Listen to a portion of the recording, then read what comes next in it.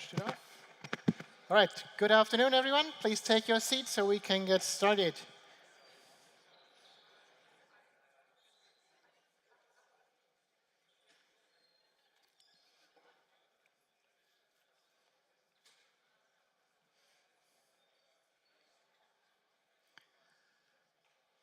All right, so welcome once again to this class in Mathematics 1. Today we will once again talk about the inverse of a matrix and the determinant of a matrix, and hopefully do quite a few samples today, and hopefully also answer all questions that you might still have about that topic. Two quick announcements before we do that. First, let me just repeat that next Tuesday, we won't be able to meet here in the Audimax because that will be needed for some other course. So Tuesday, the 21st of November, we'll meet in room 2300 once again. As last time, I'll also try to provide live stream from that room. I hope it will work out. And as a brief reminder, if you haven't done so yet, please remember to watch the videos for next week, sometime this week. Go through the homework, prepare for that week. You might have found that the topics in this week were not quite as challenging. Hopefully you've heard about matrices, or at least about determinants, already back in school, maybe. If not, don't worry.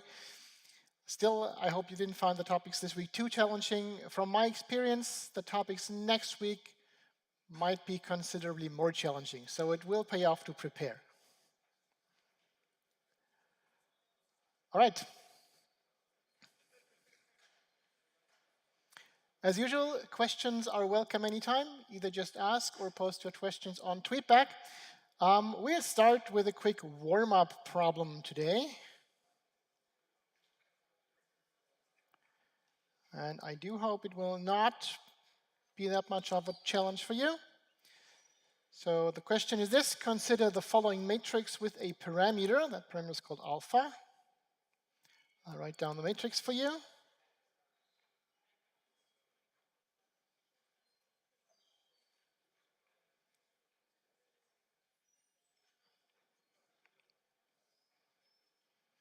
And again, a standard question for an exam. The question is, for which values of alpha in R is a regular matrix?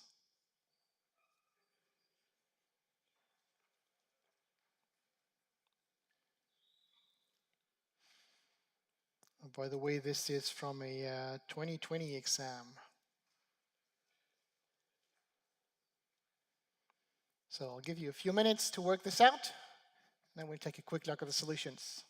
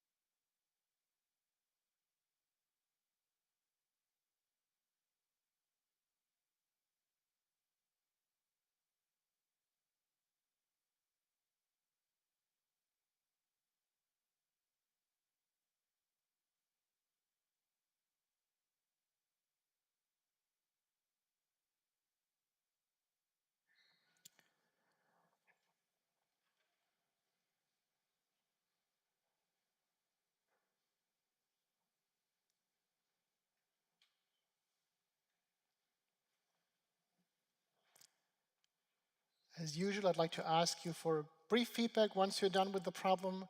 There are two questions on Tweetback. One is asking for your results. One is asking for your assessment of the difficulty of this problem.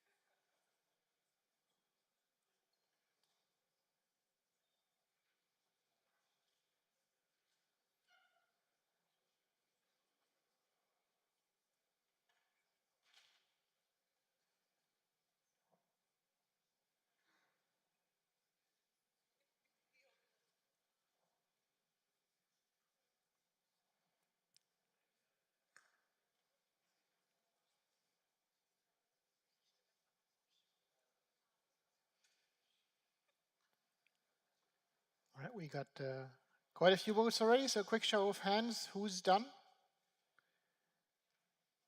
Who needs some more time? Let's give it one more minute.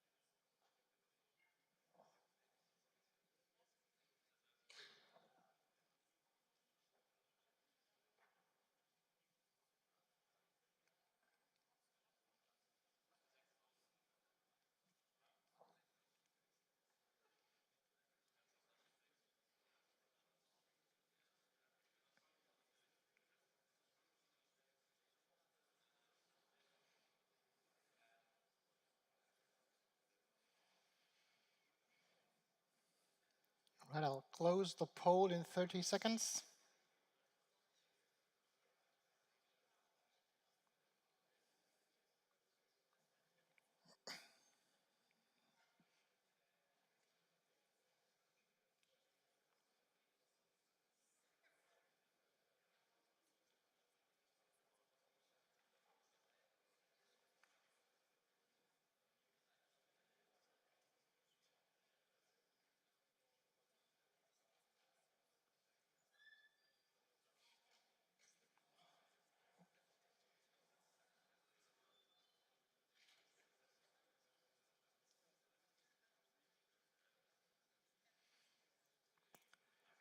Okay, let's take a look. So here's your assessment. And it seems most of you agree with me that this is a rather easy problem, which is reassuring. And here's your answers. Most of you found that the matrix is not invertible for, well, I called lambda here. It should be called alpha, of course. For the values -2, 0, and +1. And those who submitted these exact 3 answers are correct. All right, maybe let's take a very quick look at how to solve this problem, in case you took a different path or in case you just don't know what to do here. If it's just about the question of whether a matrix is invertible or not, usually the determinant is the easiest way to answer that question. Of course, it doesn't help you, or doesn't help you a lot if you actually want to have the inverse at hand, but that is not contained in this problem statement. So what I would do is I would compute the determinant of that matrix A. And to do so, we take a quick look at the matrix. You will notice that we have 2 alphas here and the same alphas here. So to simplify that matrix a little, it might be a first good step to subtract the first row from the third one.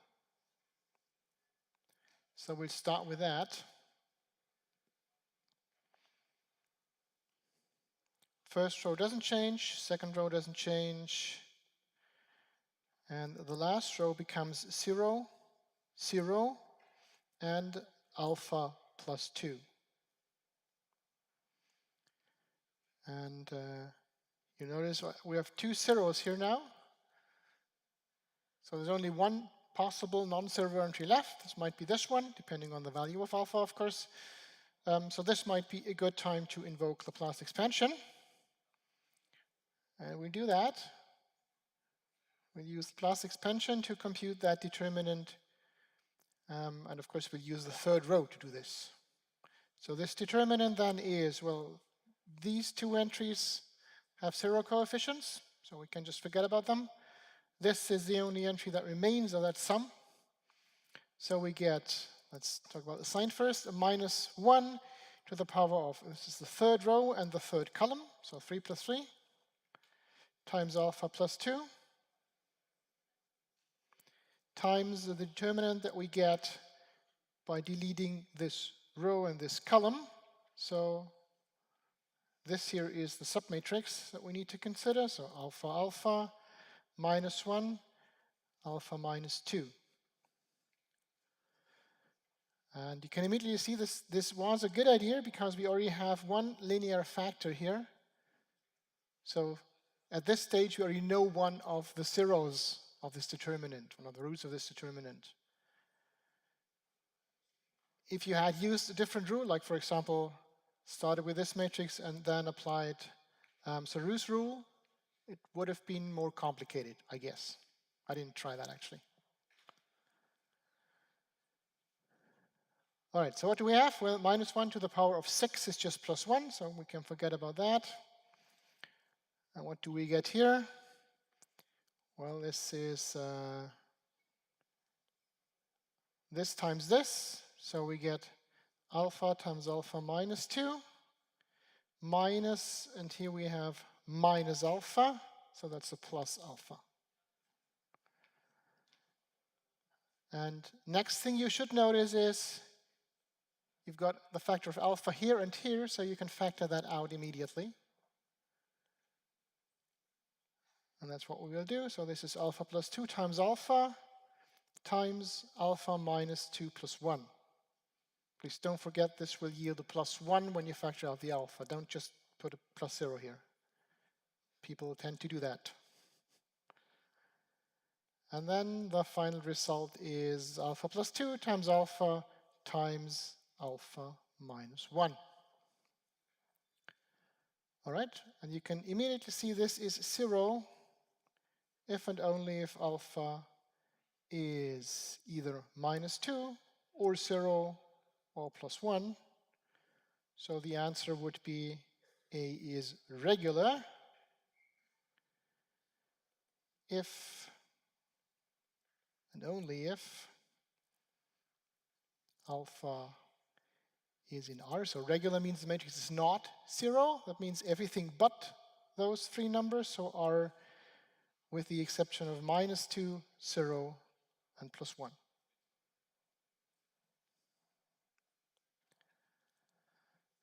Okay, so it sometimes pays off to have a few tools available to do the computations at hand and not just this one tool that you always use, because you will be able to select the clever one in a certain situation. All right, any questions about this?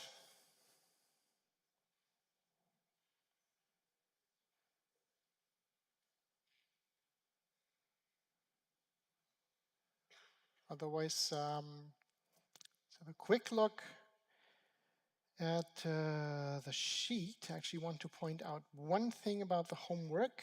Let me pull that up here as well. So we've discussed 5.2 last time. Here it is.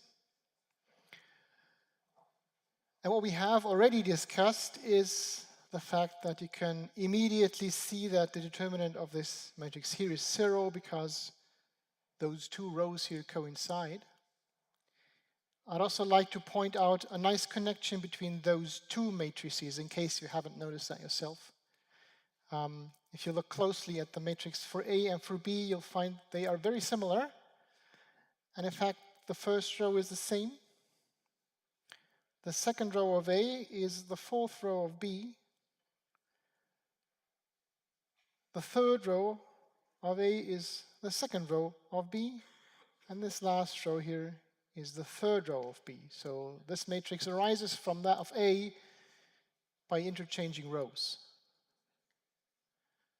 So if you have these two problems here, you'll actually only need to do the computations once. Yeah? You need to compute the determinant for A, for example. And then you can see, well, B is almost the same up to sign. So I just have to find out whether it's the same or minus the determinant of A. And to find that out, I'll just have to compute how many row swaps I need to arrive at that new matrix, and that's it. You don't have to go through all the computations once again.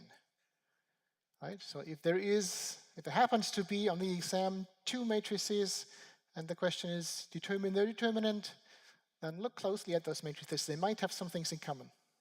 I'm not saying it's the case every time, but it may pay off to stop for a few seconds and think about that before you start computing. All right. So let's take a look at some other problems I collected. Let's start with this one here.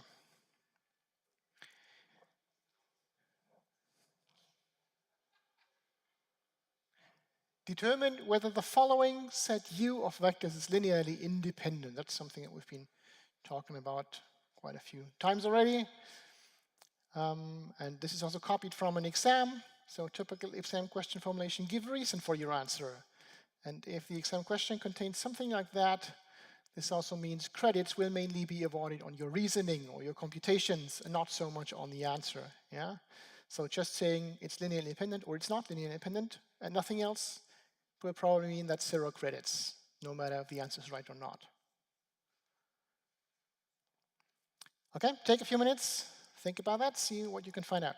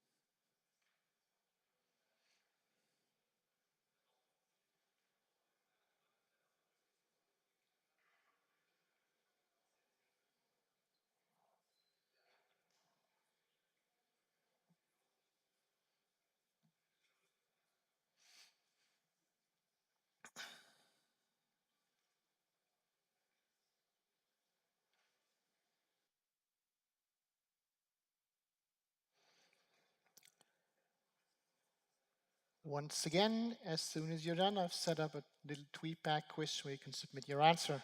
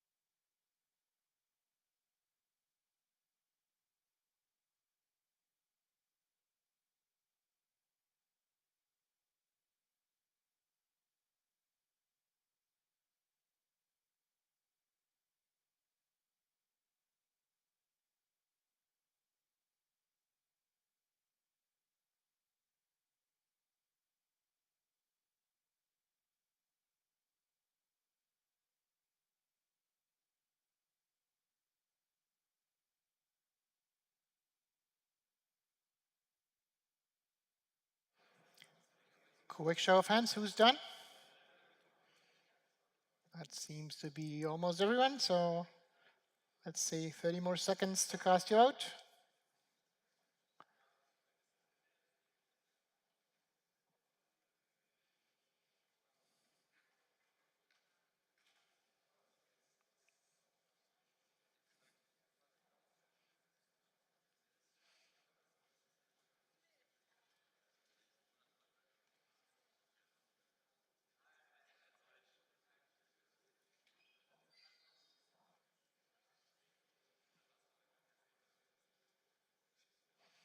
All right, let's take a look.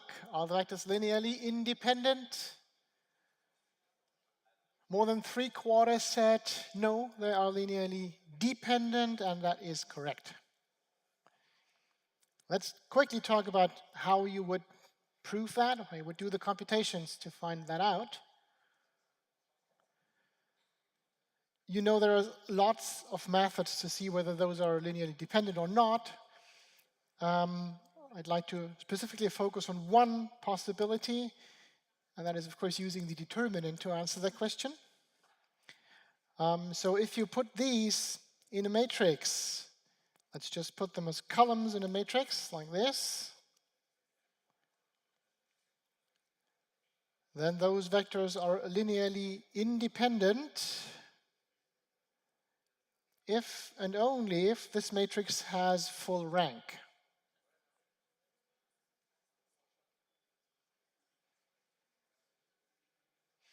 Right, if they are linearly independent, that means those vectors form a basis of the column space. So in particular, the column space would then have dimension 3, and that means the matrix has full rank. And that is, of course, true if and only if the determinant of the matrix is 0. That's not 0, sorry.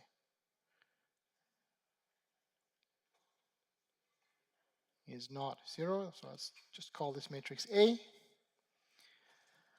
So one possibility here would be to just use this matrix and compute its determinant to see if the vectors are linearly independent. Of course, there are a few restrictions here. First is this only works because we have 3 vectors of length 3, so we actually get a square matrix. For non-square matrices, this method doesn't work because the determinant is not defined for that. So you'd have to resort to some other method in that case. The second restriction is you only get a yes or no answer this way. In this case, that's the only thing you need. I'm just asking, are they dependent or not? So yes or no is fine. If, on the other hand, I would also ask, if they are dependent, give me a maximal linear independent subset, then you determine whether they're dependent or not using some other way that would also give you the answer to that other question, like Gaussian elimination, for example. Right? So these determinants might provide a good shortcut in some specific cases, not in every case. And it sometimes pays off to read the whole question, including all subproblems, before you start. Because the way you do the first subproblem might actually help you with the second one or not. Good. So let's quickly talk about how to compute that. Again, there's a number of ways that you could use here.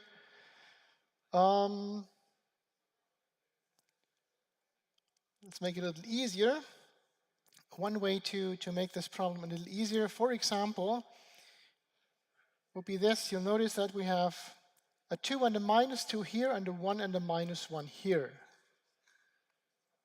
And there's a 0 here. So one possibility to make this matrix easier is to do column operation, where I would subtract half of the second column from the third column with the objective to obtain zeros in these 2 positions. And for determinants, it doesn't really matter whether I do row operations or column operations. I can mix them any way I want, as long as I only want the determinant, right? Column or row operations don't change the determinant. Because you remember, if I transpose the matrix, the determinant doesn't change, right? So basically, doing column operations is the same as transposing, doing row operations, and then transposing back. And none of that will change anything. So I can also do this row operation here. So let's see, I want the determinant.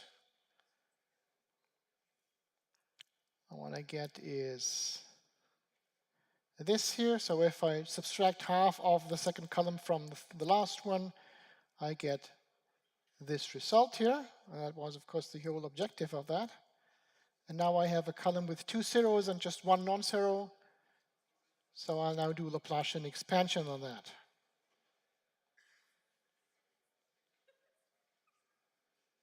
So that's the same thing as, let's see. Let's first take care of the sign. This here is our factor, so this is in the second row and the third column, so we have -1 to the 2 plus 3 times this -1 times the determinant that I get from removing the corresponding row and column. So what is left is 1, 2, and -1, -2. And I immediately see that this line here is just a multiple of the first line. So the lines are linearly dependent in that submatrix here. And that means the determinant will be 0. Right? So this is immediately 0 because this determinant is 0. And that means the matrix doesn't have full rank, and thus the columns are linearly dependent. So the columns of A are linearly dependent. All right, any questions about this?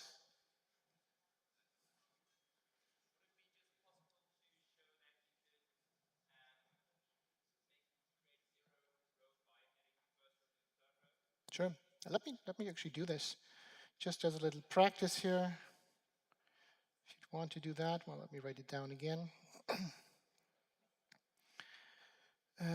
This this is. So if we take these vectors here, 1, 2, minus 1, the traditional way, more or less, of doing that would be to just put these vectors as rows of a matrix. So 1, 2, minus 1, 2, 0, minus 2, and then 1, minus 1, minus 1. I hope I didn't make a mistake there. And of course, you could also do this for the determinant method. It doesn't really matter for the determinant if you write vectors, if you write rows or columns. It doesn't change anything for the determinant. And now I just do Gaussian elimination. So that means I subtract twice the first column, the first row from this one, and I subtract once the first row from this one here. And I will get 1, 2, minus 1, 0, minus 4 plus 2, that's a 0 here, and 0, minus 3 and 0.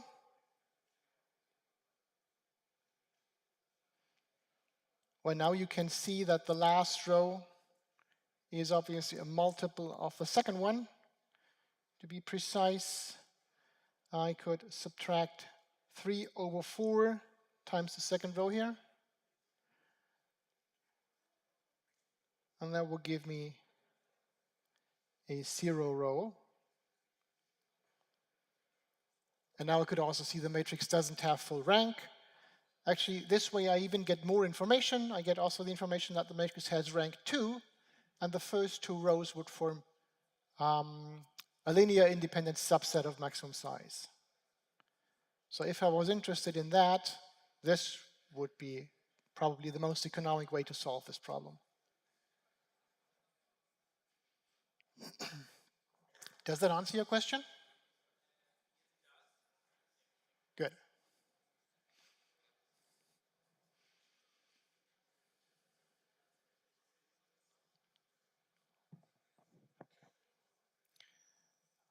All right, here's a question from Tweetback that I'd quickly like to discuss. If I have a question like this, does it matter if I say the columns 1, 3 are linearly dependent, or the rows 1, 3 are linearly dependent? Because it depends how I write the matrix. So 2 answers. First, of course, if you're talking about rows and columns, you need to write down some matrix first. If you're only talking about linear dependent or not, it doesn't really matter whether you use row or columns, whatever suits best. But of course, if you want to address specific rows or columns, you need to pin down a matrix. So do that first. And then you can talk about the first row or the first column or whatever you like. Second answer, if you say something like rows 1 and 3 are linearly dependent, like for example, these 2, right? Then precisely what you're saying is that the subset that just consists of these 2 rows would be linearly dependent or independent. So that means you're ignoring the second row if you do something like that. Yeah, so if you say rows 1 and 3 are linearly dependent, that means they are multiples of each other, just 2 vectors, which is not the case here. You could say that here. You could say rows 2 and 3 are linearly dependent because they are multiples of each other. Usually, for linear dependence or independence, you're always talking about a set of vectors. Never talk about single vectors unless that set happens to just have 1 vector. But usually we talk about sets of vectors, and in this case we talk about the set that consists of these 3 vectors here. In this case, the 3 rows. Right? So you'd say this set is linearly dependent or this set is linearly independent. Please don't say something like the first vector is linearly dependent on the second one. That's rubbish. Don't do that. The correct way to say it would be the set of these 2 vectors is linearly dependent or independent. All right, I hope that answers that question. If you actually meant something different, then please just add another question or ask during the exercise classes. All right, let's take a look at some other problem. making good progress. So here's a more theoretical problem from one of the past exams. Let A be an n by n matrix with the property a to the third is en, so actually the notation that we use, that would be an in, the identity matrix. Show that A is invertible.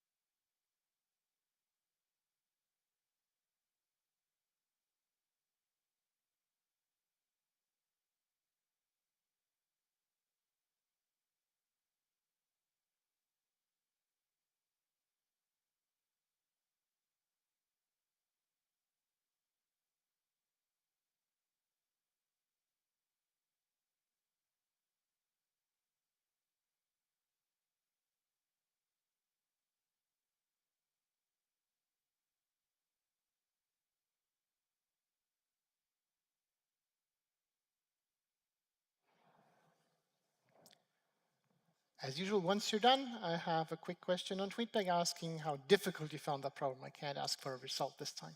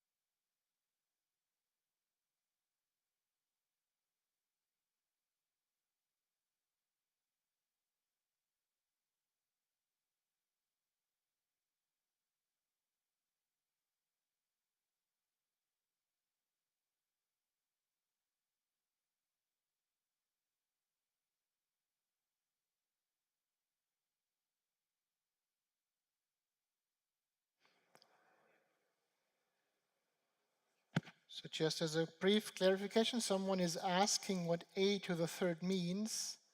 That actually means a multiplied by a multiplied by a.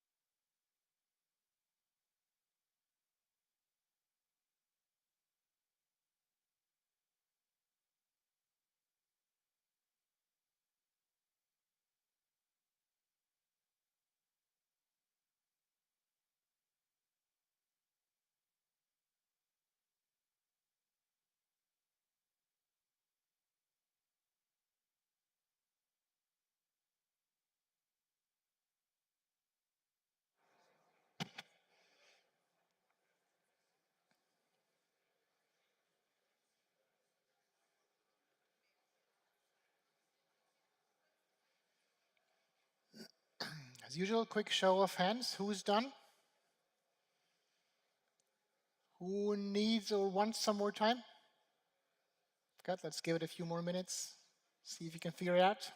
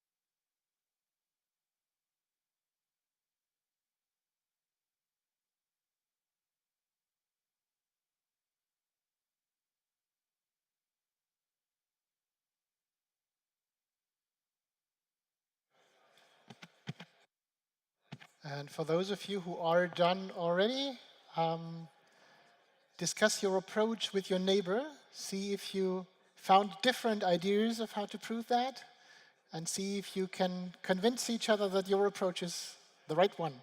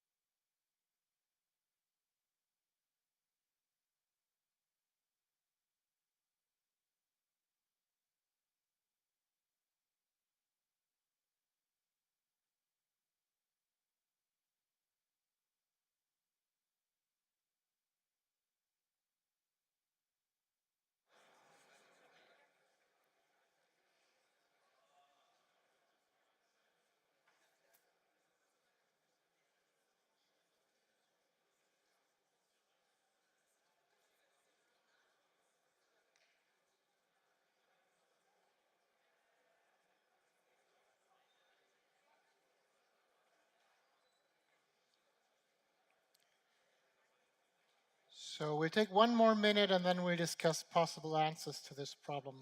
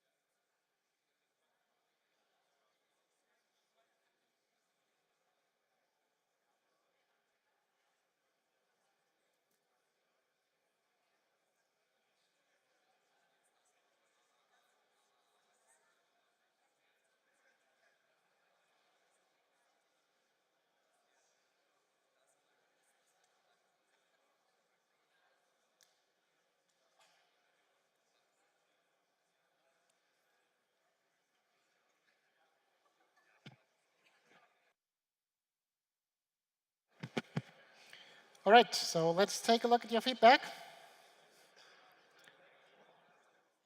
And in this case, most of you seem to disagree with me. I'd say this was a rather easy problem. Most of you found this pretty hard, obviously. And I think that was also the case for most of the people who took this exam. I had the honor of correcting this specific problem. So let me give you a couple of answers that I've seen, and then let's discuss which one of these you like best. So first possible answer that was given by lots of students actually, starting out with a to the third equals the identity matrix. What they did is they argued, well, let's just multiply this by the inverse of a from the left.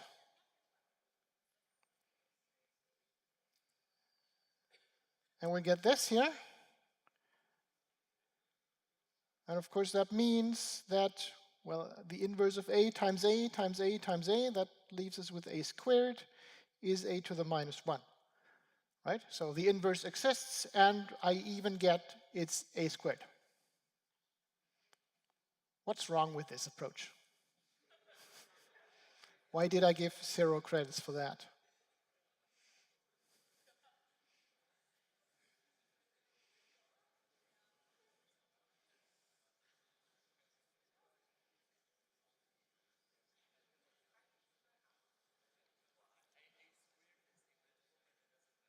Sorry?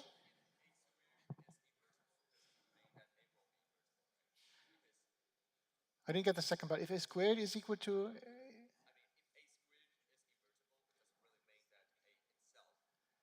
So you're saying if a squared is invertible, it doesn't make a itself invertible. That might be true, but that's not the argument here.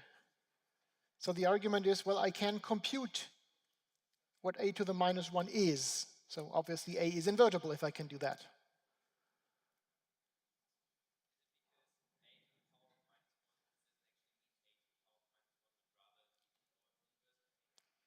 So a to the power of minus 1 actually means the inverse of a. That is correct. But I can still do this computation, right? So remember the definition of the inverse. So I said a matrix is invertible. Let's write that differently. If there is a matrix B with these two properties, right? Then A is invertible. And I just abbreviated B as a to the minus 1. So this computation is actually not that wrong. Let's put it that. But that's not the wrong thing about this approach. Yes? Could it be that the inverse is still 0? The determinant of the inverse. Well, if the inverse exists, the determinant could not be 0, of course. But I mean, this argument is not talking about determinants.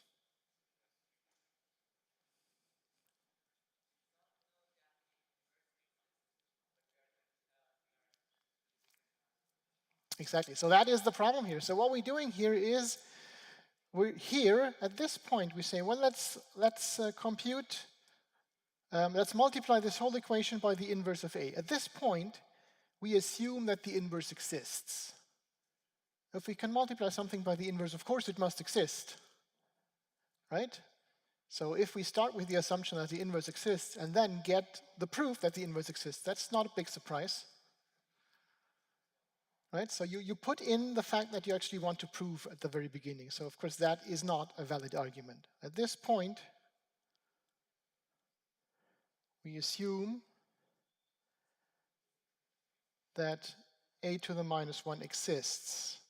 We couldn't multiply this equation by something that doesn't exist.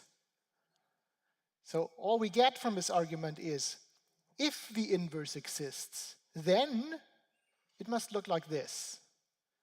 But we still don't know if it exists. Right? So we make an deduction about something. We are getting an argument about a property for something that we don't know exists. And that's what is wrong about this argument, right? Don't put in what you actually want to prove. So let's maybe write down that this is actually wrong. Don't do this. Let's change this argument slightly. So we started with this here. A to the third is the identity matrix. That means, in other words, A times A times A is the identity matrix. So I can conclude two things. I can conclude that A times A squared is the identity matrix, right? I just use these here first. And I can also conclude that A squared times A is the identity matrix, right? By putting my brackets here.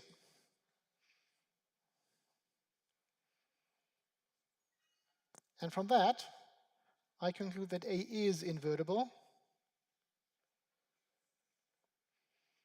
And I say A to the minus 1 is A squared. So very similar to what we've just seen. Is that correct?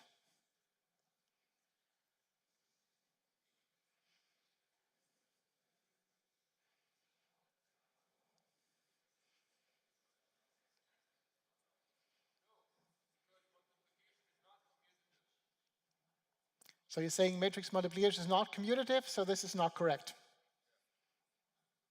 All right, any other opinions? Any other faults that you see with this one? Or maybe I did convince you that this was actually valid?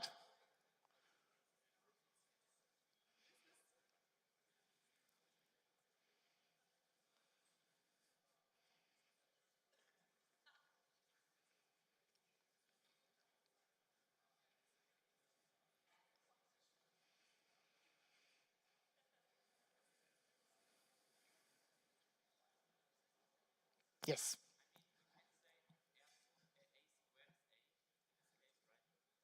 A squared is A? Can we say that? I don't know. Can we say that? Is A squared equal to A? Why?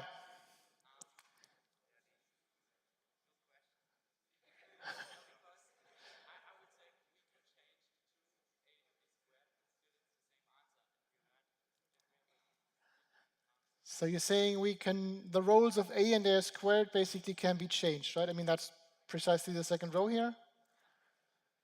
So is A equal to A squared then?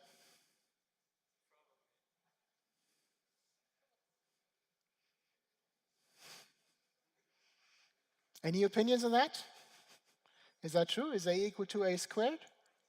And what does that tell us about the inverse?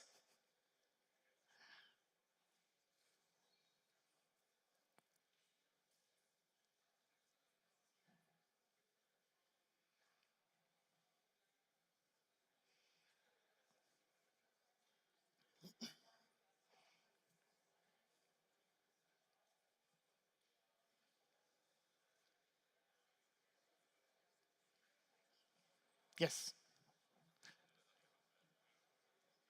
Could you quiet down a little, please? I can't understand that. It assumes that A squared is? So you're saying if we assume that A squared is equal to A, we shouldn't do that? Yeah, you're right. Maybe we shouldn't do that. At least we don't need to do it. If we don't need to do it, we probably shouldn't do it. Might be dangerous. So now what about that argument? Maybe let's take a quick vote on tweetback. Who thinks this is a valid argument and who thinks it's not? So is the argument correct? Yes or no?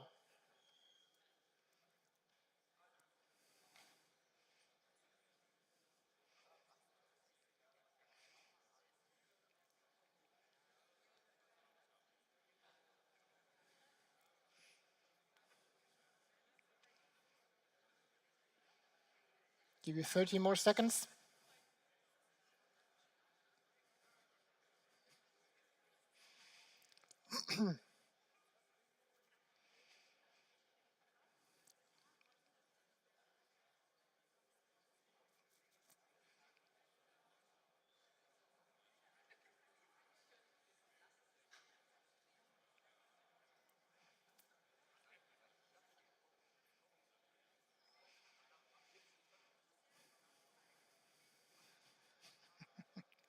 That is not very nice. So here's the results. You don't seem to be very decided on that one. Okay, let's have a quick look at that. We've already seen the definition of invertibility, right? Remember, a matrix A is invertible, a square matrix is invertible if there is, so if there is some other matrix B, so the question we have to answer, is there a matrix, let's call it B, with the following properties: A times B equals In, and B times A equals In. If so, then B is the inverse of A. That was the definition of an inverse matrix. Well, if we just call this one here B,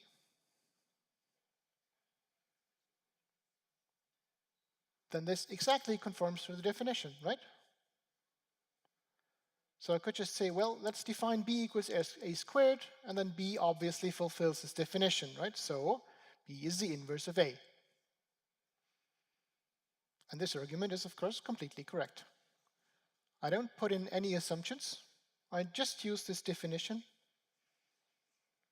I take a guess about what the inverse could be, but that's fine. So I'm saying if the inverse exists, it will look like this. And now I'll prove to you that this actually does the right job. Right? So contrary to what we did above, in the first argument, we started with the assumption that the inverse existed and then took away from there. The difference here is we're not saying the inverse exists. We're just saying, well, if it exists, this is what it looks like. And now I'll prove that this actually is an inverse. I didn't assume that. I'm just saying if, in case there is an inverse, there might not be, but if there is an inverse, this is how it looks like. And I'll show you that this does the right thing, and this is proof that the inverse exists. Right? I can write it down. I can give it to you, and I can show you it actually is an inverse. Question?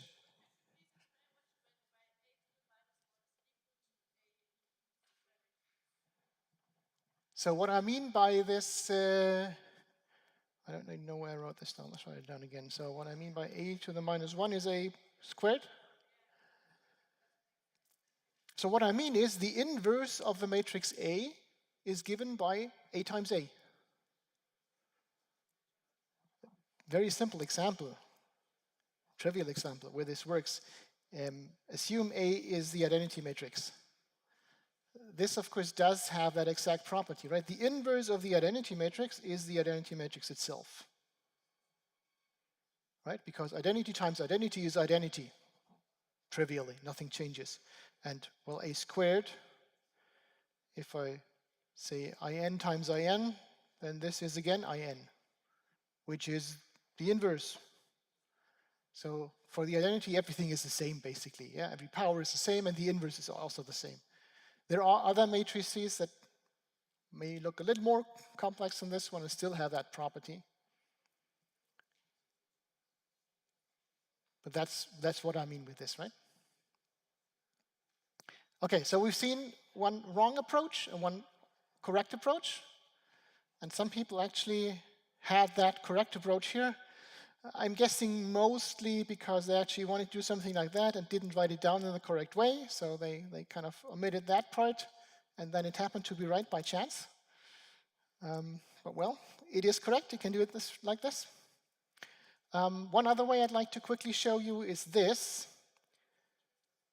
So one alternative. Again, starting from the fact that A to the third is In, we can say that, well, if these two matrices are equal, then of course the determinants are equal as well. Right? What that means is the determinant of A to the third is the determinant of In. I know exactly what the determinant of In is, that's 1. Right? It's a diagonal matrix, so I just multiply the diagonal entries. These are all 1, so the determinant is 1. And by the determinant multiplication theorem, the determinant of A to the third is the same as the determinant of A to the third. right? So determinant of A times A times A is the same thing as determinant of A times determinant of A times determinant of A. So I know that this is 1. And of course that means if the third power of this is 1, then the determinant itself can't be 0, and that's the only thing I'm interested in. And if the determinant is not 0, then A is invertible. Right? This way I don't get what the inverse actually looks like, but if I'm not interested in that, this approach is fine too. And that's actually the one that I had in mind, and that most people who solved this question successfully also used.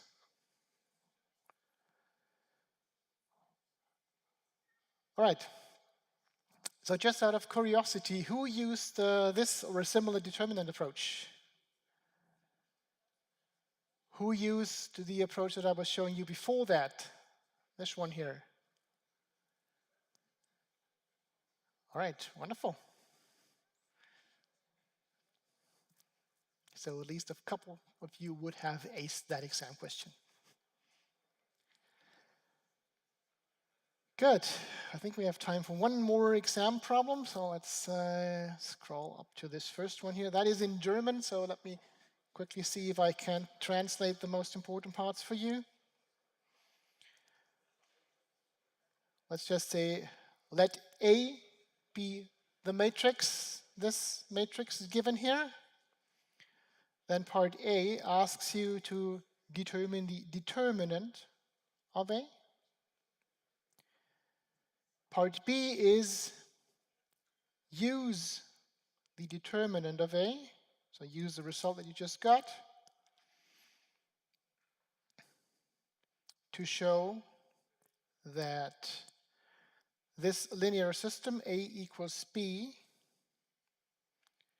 with B looks like this, has a unique solution.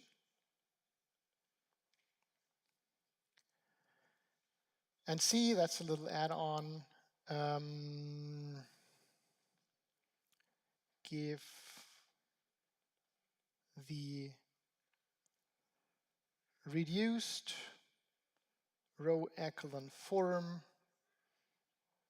of this AB matrix.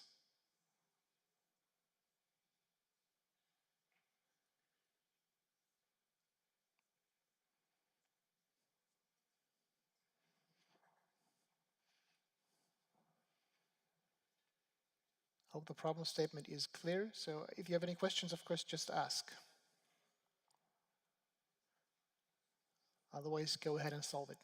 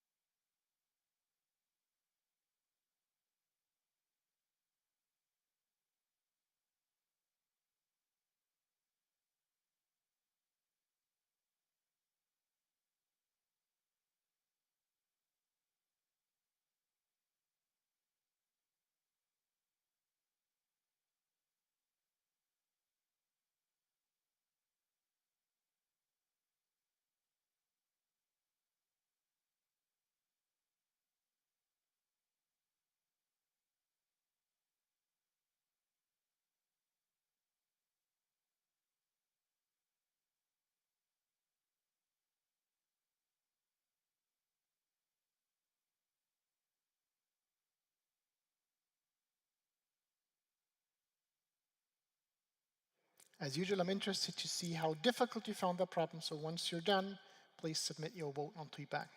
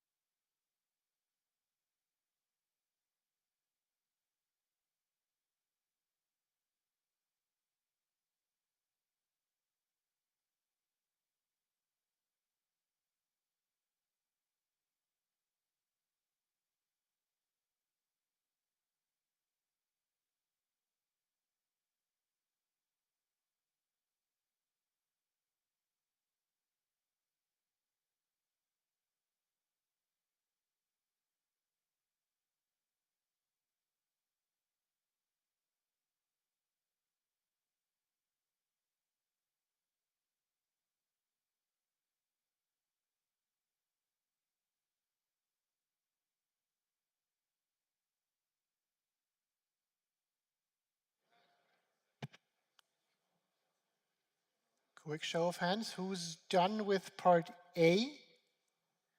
Who's done with part B? And who's done with part C? Okay, so we need a couple more minutes for part C then.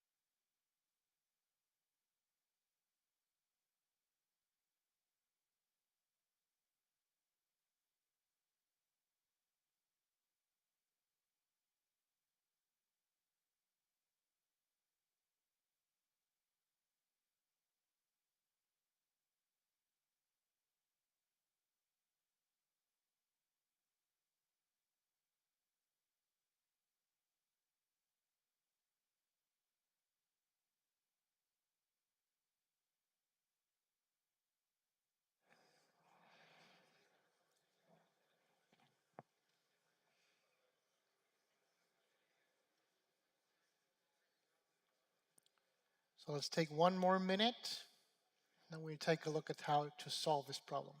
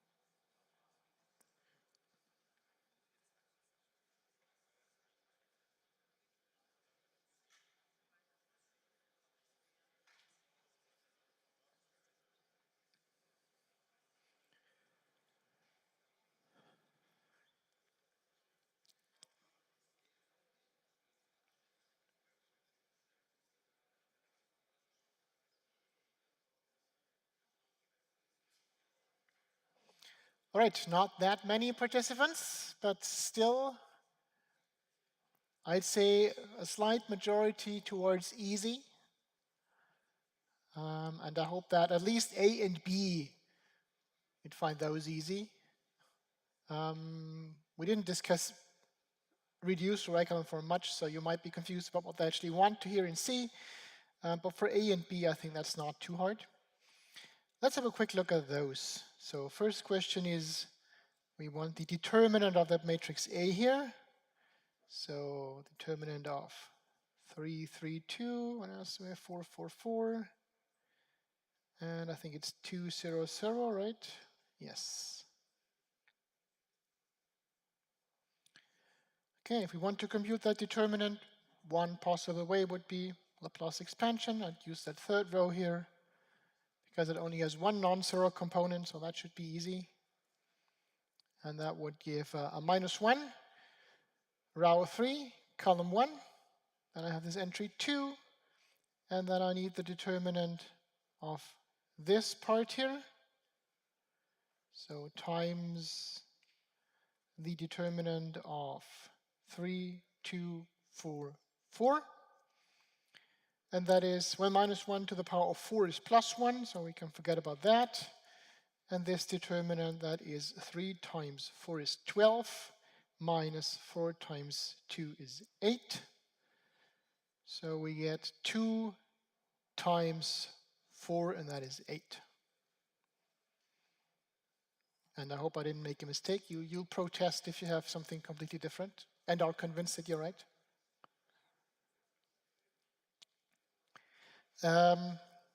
One small piece of advice in an exam, of course, it might be tempting to kind of skip those steps and immediately say something like that, well, I can see this determinant and I can do the computations immediately and I'll just skip that step and maybe even that step. And that might work if you're correct. Point is, if you make a mistake here, then that number comes from nowhere. And the corrector will not have any idea of whether you knew what you were doing or whether you're just taking a wild guess. So you get 0 grades on that one. If there are intermediate steps, then at least the corrector might be convinced that you did know what you were doing and you were just unlucky to make a small mistake. So of course you'd get some deductions for that mistake, but maybe some points would still be left, right? So my advice would be, don't skip too many intermediate steps because you might be in a hurry, because that might actually cost you points in the end. All right, so that should be the determinant. Then part B, let's argue that this linear equation system has a unique solution. Well, the argument here is, of course, the determinant of our matrix is not 0. That means the determinant is full rank, so the rank is 3. And that also means if I add another column, so if I add this B as a 4th column to A, then the rank can't increase. So it will just stay 3. And we did learn that if these two ranks agree, then the system does have a solution. And if the rank is equal to the number of columns, 3 in this case, then the solution is unique.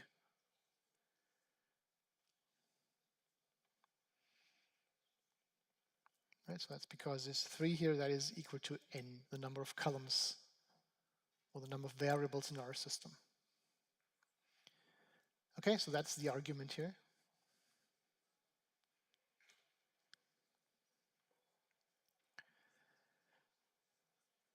And for C, the reduced row echelon form of that linear equation system, what will that reduced row echelon form look like? You remember what a reduced row echelon form is, hopefully? Reduced basically means all the pivot elements are 1, so they're normalized to 1. And we have zeros not just below the pivots, but also above the pivots. In this case, the rank is 3, so we'll have 3 pivots. That means the A part of that reduced row echelon form will obviously look like this. Right? We need 3 pivots, they all have to be 1, and we need zeros above and below. So that's the coefficient part. So the only question that is left is, what about the right-hand side? How does that look? Of course, this is the 4th column that doesn't have a pivot, so that might look very different. So the only thing we need to do is find out what this right-hand side is. And of course, if you have a linear equation system in this form, you can immediately read off the solution, right? That means x3 is whatever is written here, x2 is this, and x1 is this. So what we need here is actually the solution of our system, the unique solution. So only task left is to find that solution.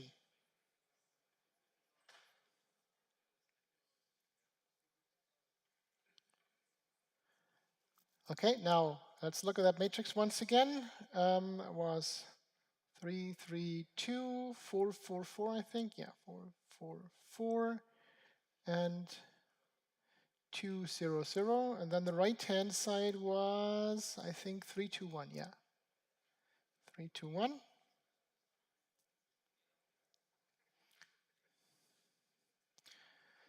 All right, so we can see immediately from this last row here, we'll immediately get 2x1 equals 1. So x1 should be 1 over 2, right?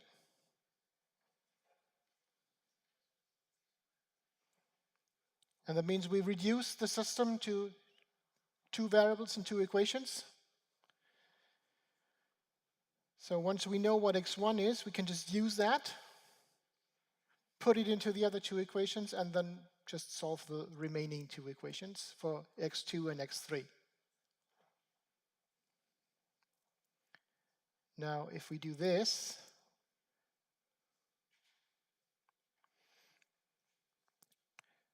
well, we do know the value for x1, so we can just put that in here and then take the value to the right-hand side.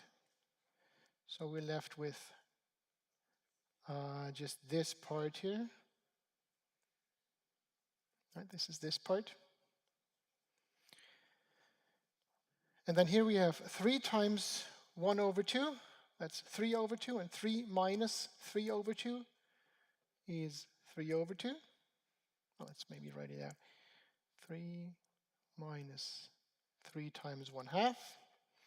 And here we have 2 minus 4 times 1/2. So what we get here is 3 over 2. And what we get here is 2. Right, so the new system is this here.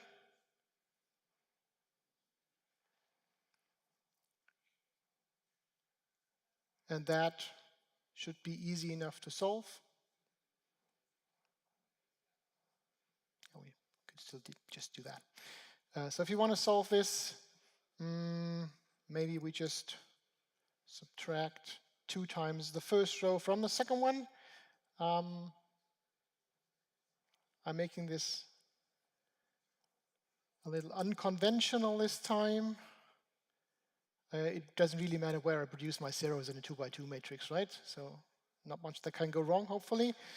4 minus 6, this is minus 2.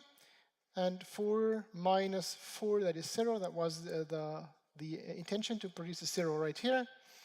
And then I get 2 minus 3, that's minus 1. So that means we should get x2 equals 1 over 2. That comes from this row here. And remember, this first variable here, this actually is x2 of our extended system. And this here is the x3 row. And from this first equation here, we get 3x2 minus 2x3 equals 3 over 2. So solving that for x3 will yield, let's see, minus 1 over 2 times 3 over 2 minus 3 times 1/2, so 3 over 2, that is 0. Right, so what we get is, our solution is 1 over 2, 3 over 2, and 0, and hopefully that's right. So that's going to be on the right-hand side of our reduced row echelon form. Just a second. 1 over 2, 3 over 2, 0. Did you find a mistake? Great. So maybe as time's almost up, let me just redo this later on and I'll put the corrected version on the internet. I'm sorry about that. All right, so let's take a 10-minute break and then we do the exercise class. I'll see you then.